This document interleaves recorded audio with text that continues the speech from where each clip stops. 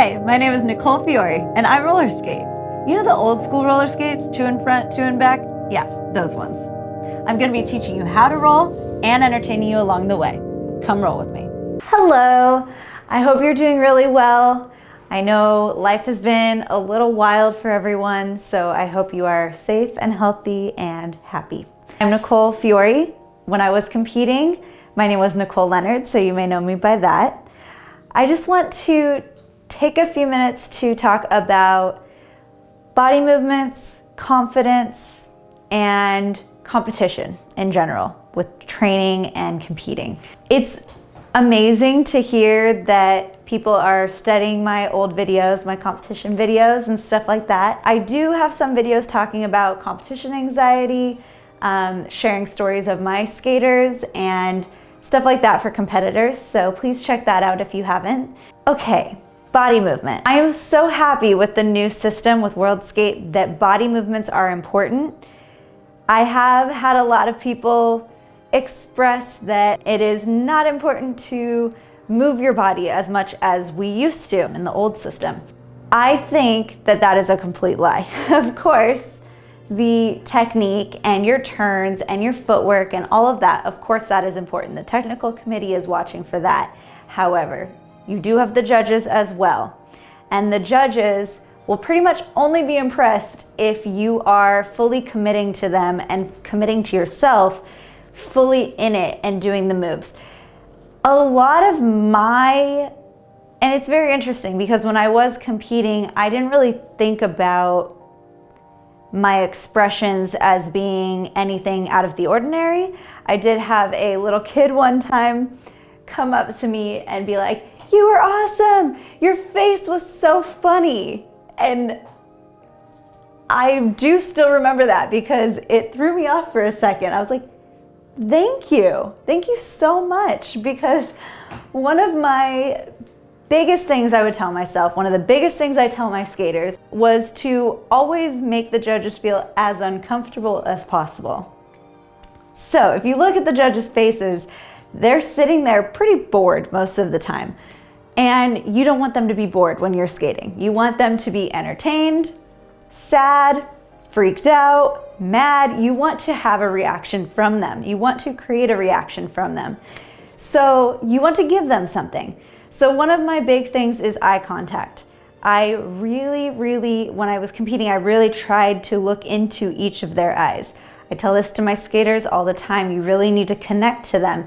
Think of it as having a conversation. You're not going to really be engaged in a conversation if someone's not looking at you. If they're kind of glancing around, looking at their phone, not paying attention, you're not going to really be engaged with them. You're not going to really care. You're not going to have an emotional connection to that conversation or to that person. So you really want to connect with them. My way of interpreting that was to make them feel as uncomfortable as possible. If you remember my routine from 2012, I literally crawled and growled at them at the end. Don't know where I came up with that, don't know why I did that necessarily, but it definitely goes along with the theme of making them feel uncomfortable. The first time I competed that routine was at an invitational in Northern California, and the judges were seated in chairs, just folding chairs on the skating floor. And one of the judges stood up and backed himself up against the wall because he was like, I don't know what to do right now, which that was my favorite reaction from a judge by far, my entire skating career. Anyway, into the world of body movements. In order to move your body in an unusual way, you need to be balanced, obviously. It starts at the feet. So to me, I build routines and I work on routines from the feet up to the head. And you do need to pay attention to everything in between, not just your feet, not just your face, but everything in between. Everyone pretty much knows that you need to have a strong core in order to maneuver on skates in general, but especially when you are doing body movements where your leg is up here and your chest is down here and vice versa. So pretty much everyone pays attention to that. They interpret that as strong abs. Yes, strong abs are important. However, I think a lot of people forget the back. They forget the strength in their back. So in order to really be balanced, you need to have a strong back and a strong core.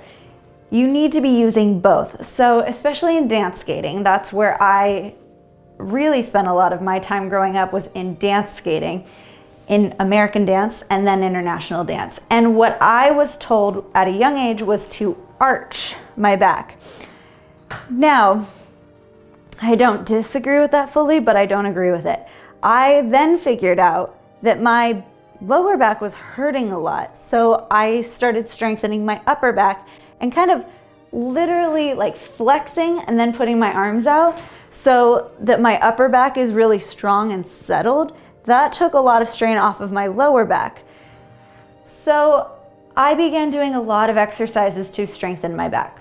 Very important. So I do encourage everyone to, yes, of course, you want to have strong abs, but you also need to have a strong back.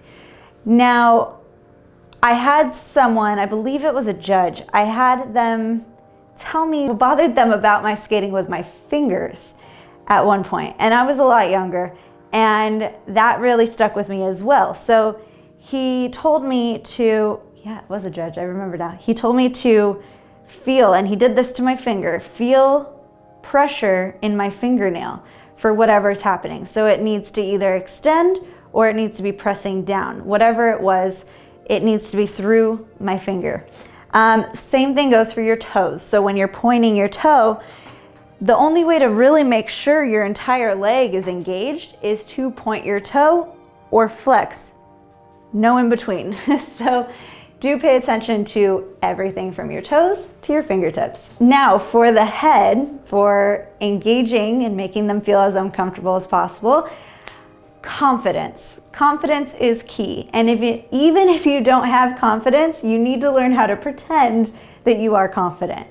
So nobody, and I can assure you of this, nobody wants to see anybody skating with their eyes down on the ground. The only exception to that is if you have a move that is literally going from somewhere down to back up or around.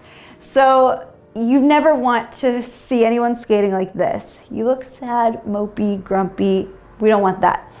So I used to tell myself stories. I used to come up with some sort of narrative, some character that I could embody, and it didn't need to make any sense at all. It doesn't. It's just in your own mind, whatever you need to tell yourself to become this character and come to life in a different way. You don't need to be yourself out there on the skating floor. So that brings me to another point that I wanted to make. I truly believe in leaving it all behind once you step onto the floor. So whether you're practicing, whether you're competing, whatever the circumstance is, if you're having a bad day at school, you don't want to translate that to your skating. You don't want to have a bad practice, even if you have a bad day at school. So I really encourage you to try, and it's difficult sometimes, but really try to leave whatever it is behind. If you're having a bad day at home, bad day at school, whatever it is, once you put your skates on or once you step into that skating rink, it's a different story. It's a different day, it's a different place. You can leave it all behind and focus on this one thing. With all of that being said, when it came to competition, I had a lot of anxiety about competition. And I do speak freely about this, and I am glad that I experienced this because now I can educate my skaters and other skaters in the world because I have experienced this. I was always nervous in competition, like normal.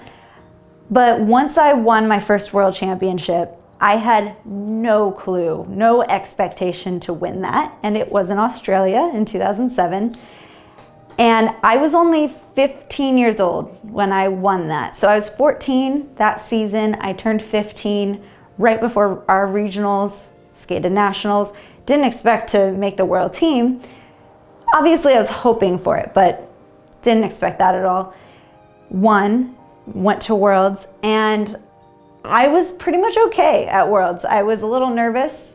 I was scared. It was my first time leaving the country, and my family wasn't with me. I was with the world team. And so just general nerves. But then once I won, all of that changed. So I got home, and I remember starting the next season. So then I was 15 going on 16 years old, still very young. And It's nice to be young because you don't know better yet. You're kind of naive to the scary things in the world. But once I won, I was terrified of competing. I was very happy, but when it came to competing the next year, I would get sick every time before I competed. And it didn't matter if it was a local competition or nationals or the world championships. No matter what, for the next 3 years, I would get sick, like violently sick, right before I had my name called and went onto the floor. So this just became my new normal, and I had to accept it, and I couldn't change it in that time. I really was trying and trying. Maybe if I had a coach or a mentor that had been through this, maybe it would have been different, but I didn't. So I just had to navigate that on my own, let myself be sick right before competition, move on. So I would actually train myself, and I'm not encouraging this, I'm just sharing this information. I would train myself in practice to make myself feel that sick and then go practice my routine anyway. Now, please, like I said, if I had had a mentor or coach that shared this information, had this experience, could help navigate me through it, maybe things would have been different. Please be open and speak and share your concerns and your emotions with your coach, with me, with whoever you want and whoever you feel comfortable with. Please share that, because we will try to help you and we will do our best to help you navigate through that. So yeah, that's pretty much what I wanted to talk about on this. I know a lot of competitions have been canceled this year, and yes, that is very sad and upsetting. However, it does give us a lot of time to really go within and practice our off skates, get stronger, practice our on skates, focus on our mental state of things, and really prepare ourselves for the future. So this is not a time to give up. It is not a time to be sad that we don't have a rink to practice in or competitions to go to. We can't see our friends in person, but luckily we do have the internet, which is amazing and so helpful that we can communicate, and we are all in this together. So stay safe and healthy. See you later. Well, that was fun. It'd be real tight if you liked this video, and hit that subscribe button while you're at it. Okay, bye.